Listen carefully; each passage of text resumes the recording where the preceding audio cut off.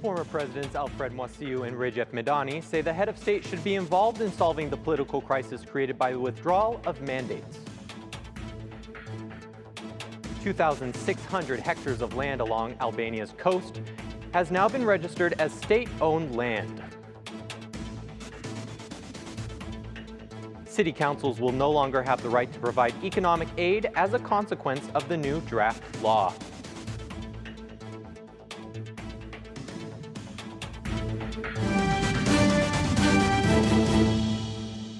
It is 6 o'clock on Saturday, the 30th of March, 2019. Good evening, and thank you for tuning in to RTV Ora's English edition.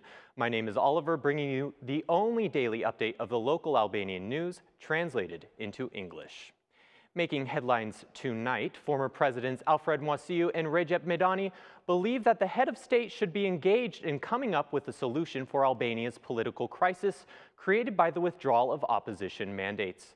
Moisiu and Medani demand that the political class become aware of the country's development and integration reforms. Even though he considers the withdrawal of mandates to be an extreme decision, Medani says the solution to these political problems rests in the hands of the majority.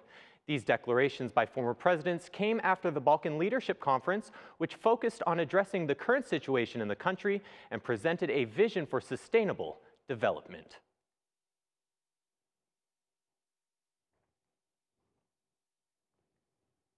Although months ago he declared that he would participate in the local elections even as a single political force, the political reality created after the burning of mandates has influenced the attitude of the environmentalist Agrarian Party.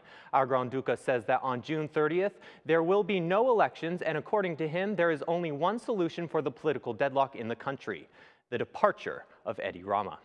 In these circumstances, the resolution of this crisis is required by the majority and by Edi Rama. The constant demand is that we cannot go to parliamentary or local elections with Prime Minister Edi Rama on the ticket, said Agron Duka. Duka clarified his declarations, where he then pronounced his candidacy for the municipality of Durrës in opposition to the Socialist Party. The head of the environmentalist Agrarian Party says the opposition is determined to continue their protests, and according to him, the country's difficult situation has also been reiterated by the U.S. State Department.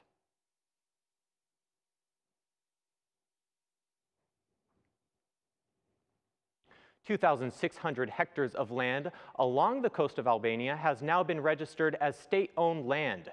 It comes after two decisions were published in the Center of Official Publication, where the land has been divided into 67 regional zones.